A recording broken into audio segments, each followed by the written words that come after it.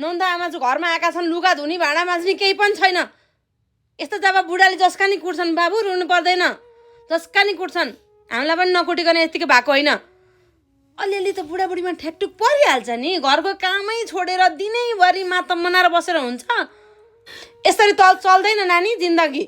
2-4 थप्पड खाँदैमा बुढाको यसरी रोइ कराइ गरेर बसेर हुन्छ? छोराछोरी छन्, छोराछोरीलाई खुवाउनु पर्छ, घरको काम गर्नुपर्छ, नन्द आमा जो सासू ससुरा हेर्नु पर्दैन? यो बिहानदेखि लुगा ल्याएर थुपारेको, एउटा लुगा धोएको छैन, के हो यो? मैले धेरै नै पिटाइ खाएको छु आमा, मलाई सन्चो पनि छैन। यस्ता पिटाइका कुरा नगर बुहारी, नगर। यो 2-4 थप्पड खाँदैमा केही बिग्रिँदैन। बुढाले नै त हो नि कुट्ने, अरूले कहाँ कुट्न पाउँछन् त? अब तिमीले पनि उसले भनेअनुसारको गरिदिनु पर्थ्यो नि त। एउटा 2टा केटी लिएर हिँड्दैमा के बिग्रिया छ? केही बिग्रिया छैन। अब मर्दका 7 हुन्छन् भन्छन्, जब 2टा केटी लिएर हिँड्दैमा रुनु कराउनु पर्छ, अनि उसलाई रोक्न खोजेपछि मर्दको छोरो हो रोकिन्छ? कुटिहाल्छ नि।